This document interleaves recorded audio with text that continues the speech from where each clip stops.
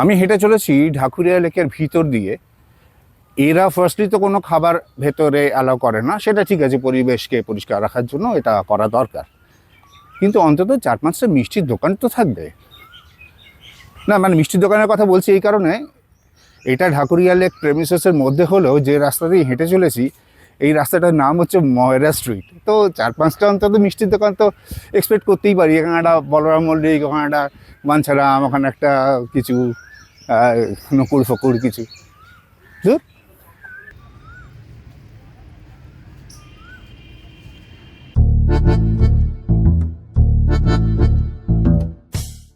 আচ্ছা, আর একটা জিনিস বলে রাখা ভালো, সেটা হচ্ছে এখানে আসতে গেলে একটু হাঁটতে হবে কিন্তু, হ্যাঁ, হাঁটাটা ইজ মাস্ট।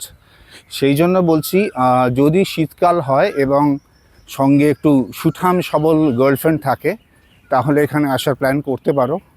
আর যদি প্রচণ্ড গরমকাল হয় এবং সঙ্গে থাকে মোমের পুতুল, তাহলে প্লিজ এখানে এসো না, this place is not for you.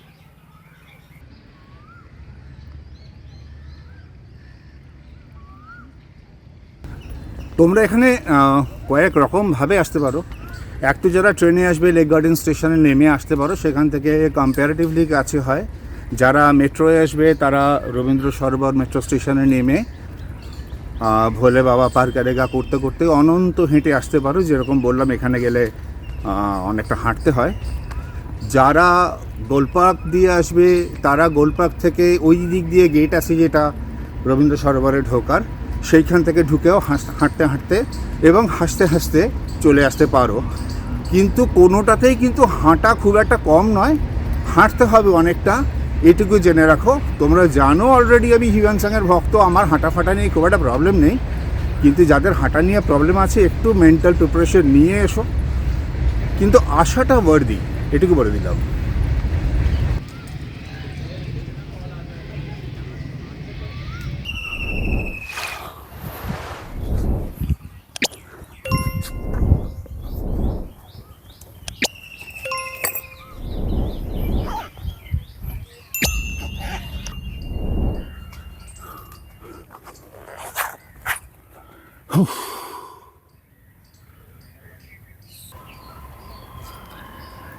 Durga Puja, greatest carnival on earth.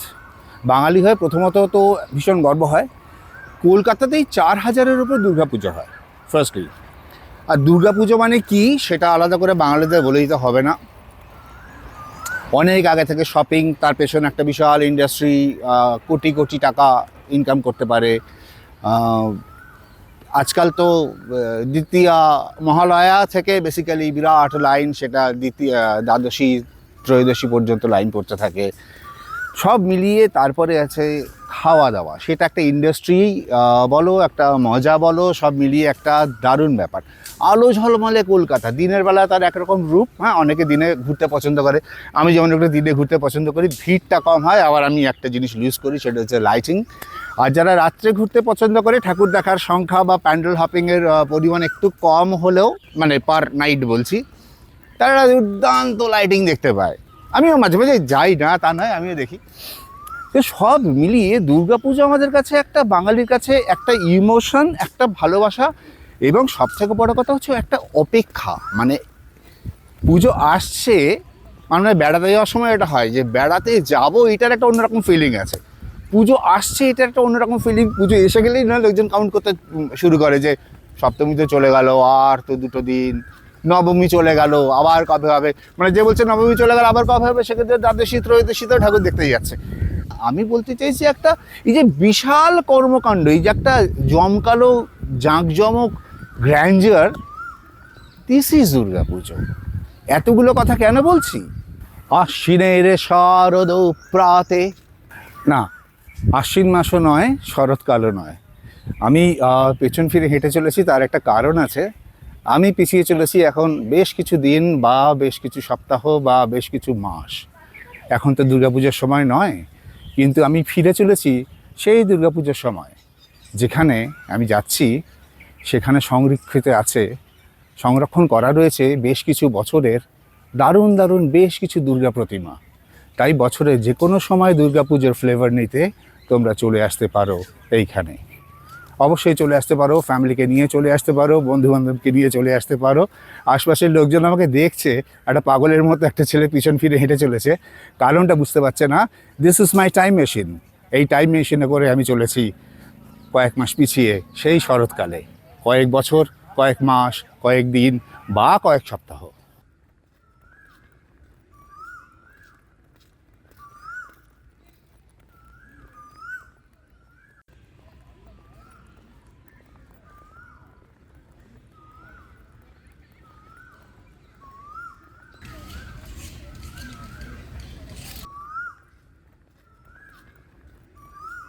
এক একটা স্ল্যাবে কিন্তু এক এক রকমের প্যাটার্ন ডিজাইন করা রয়েছে।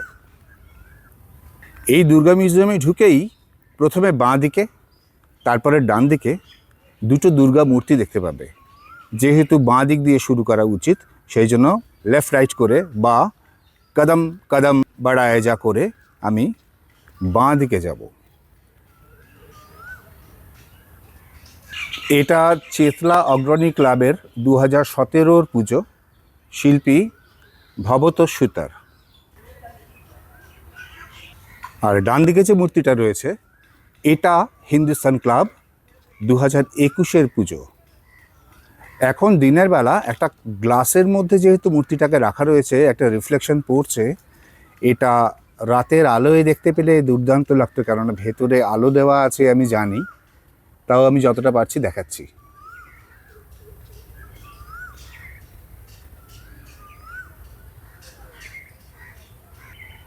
গ্লাসের পাশে খারাপ লাগছে না, প্রকৃতির মধ্যে মা বসে রয়েছেন মনে হচ্ছে।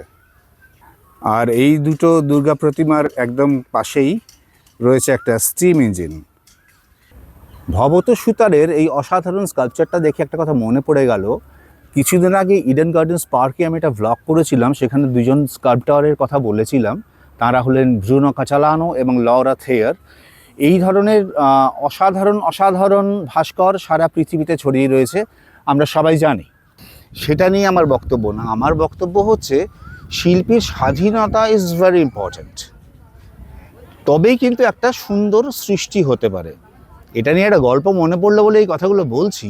শান্তিনিকেতনের সঙ্গীত ভবনের সামনে একটা বিরাট গান্ধী মূর্তি আছে, যে গান্ধী মূর্তিটা, মানে মহাত্মা গান্ধীর কথা বলছি, যে গান্ধী মূর্তিটা রামকিঙ্কর বেজের তৈরি করা।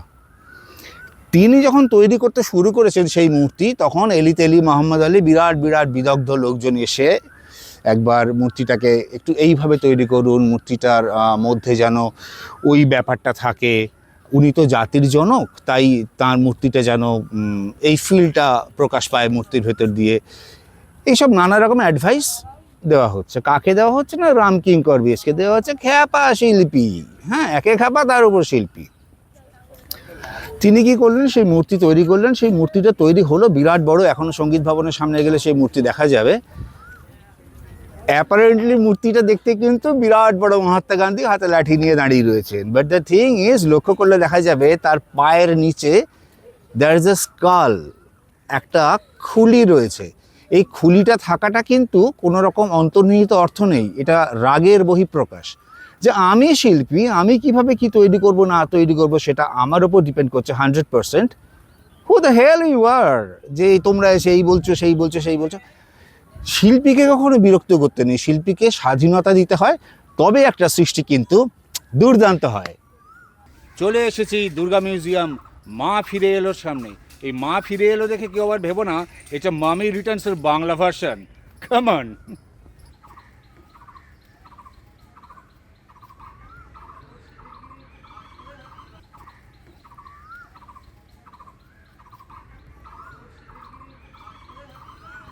এটা হচ্ছে দুর্গা মিউজিয়ামের বাইরের দেওয়ালটা, টেরাকোটার কাজে ঠাসা। নিশ্চয়ই তোমরা দেখতে পাচ্ছ কি অসাধারণ কাজ। মাথা তুলে উপর দিকে তাকালে দেখতে পাবে মিউজিয়ামের ছাদে অনেক স্কাল্পচার করা রয়েছে, যেগুলো দেব দেবীর মূর্তি। এই যে এত টেরাকোটার কাজ, ইনফ্যাক্ট টেরাকোটা শব্দটা আজকে বাঙালিদের কাছে খুব চেনা, but it's a Latin word.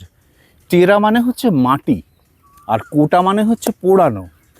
মাটিকে, আঠালো মাটিকে পুড়িয়ে তার সঙ্গে খড় আরও অনেক জিনিস মিশিয়ে এই ফর্মটা তৈরি করা হয়। এটা কিন্তু খুব এখন টেরাকোটার গয়না ফয়না অনেক কিছু চালু হয়েছে, কিন্তু এটা কিন্তু অনেক পুরনো ফর্ম। মানে শুধু সুমেরীয় সভ্যতাতে দেখা যেত তাই নয়, মায়ান সভ্যতাতে দেখা যেত। মানে যে সময় মিশরে পিরামিড তৈরি হয়েছিল সেই সময় টেরাকোটার কাজ ছিল।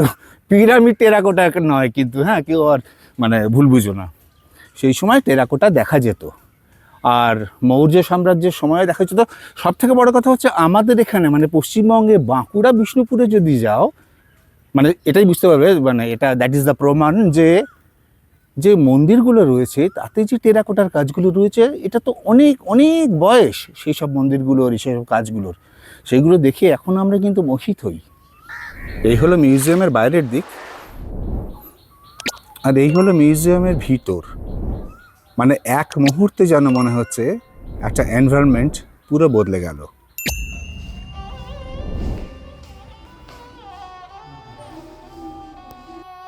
ঢুকেই বাঁ দিকে যে প্রথম দুর্গা প্রতিমাটি পড়বে সেটা আলিপুর ৭৮ পল্লীর ২০১৯-এর পুজো।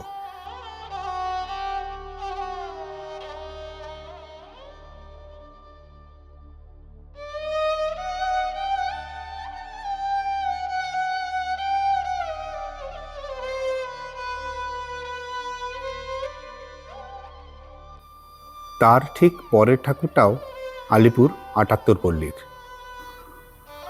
এই প্রতিমাটির বিশেষত্ব হলো গাড়ির বিভিন্ন কলকবজাকে ব্যবহার করা হয়েছে। পিস্টন রয়েছে, মোস্টলি বাইক এবং সাইকেলের চেন দেখতে পাচ্ছি প্রচুর। This is a unique concept, খুব ভালো লাগলো।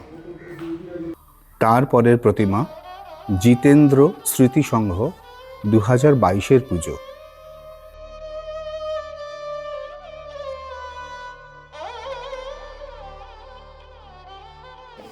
এই প্রতিমাটি দেখে মনে হচ্ছে নারীর জীবনের একটি জীবন্ত প্রতিমূর্তি। চক্ষুদান করা হয়নি, সাদা শাড়ি, লাল পাড়, কোনো রং নেই। এটা একটা প্রতীকী এবং প্রতিবাদ।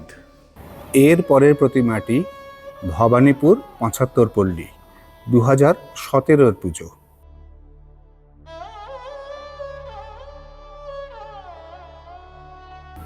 এই প্রতিমাটি আলাদা করে নজর কাটছে বরিশা ক্লাবের পুজো। গোটা প্রতিমার শরীর এবং ব্যাকগ্রাউন্ড পুরোটাই ব্ল্যাক, শুধু মুখ এবং মুকুট রঙিন। এখানেও চালচিত্রে কার্তিক, গণেশ, লক্ষ্মী, সরস্বতী বিরাজ করছেন। এই প্রতিমাটি বেশ বড়। এই প্রতিমাটি ৭৪ পল্লী খিদিরপুর ২০২০-এর পুজো। মিউজিয়ামের প্রায় ছাদ অবধি পৌঁছে গেছে।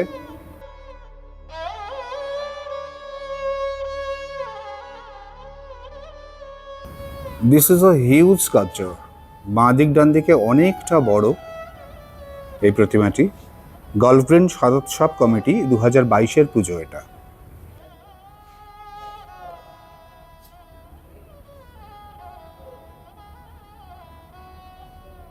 এই প্রতিমাটি দেখে আমার মন আলাদা করে ভালো হয়ে গেল, কেননা প্রত্যেক বছর এই ঠাকুরটা আমি দেখতে যাই। এটা আমার বাড়ির একদম কাছের একটা পুজো, নপাড়া দাদাভাই সংঘ ২০২১-এর পুজো এটা। And the concept is very unique. অনেক জায়গায় আমরা লক্ষ্মী, সরস্বতী, কার্তিক, গণেশকে দেখেছি চারপাশে থাকতে বা পিছনে চালচিত্র থাকতে। এটা যেন একেবারে মায়ের কোলে বসে রয়েছে ৪ সন্তান। ওয়াও! আবার নপাড়া দাদাভাই সংঘ ২০২৩। মনটা প্রচণ্ড খুশি হয়ে গেছে আমার, সেই জন্য।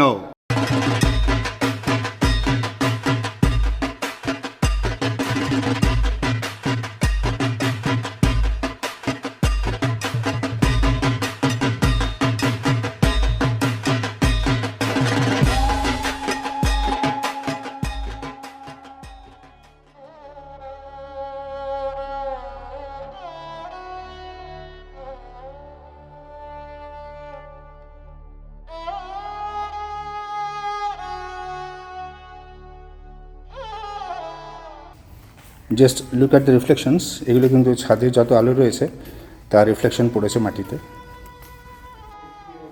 মাকে নিয়ে যাওয়া হচ্ছে মণ্ডপে। জানবাজার সম্মিলিত কালী পূজা সমিতি, যদিও দুর্গা প্রতিমা, ক্লাবের নাম ওইটা।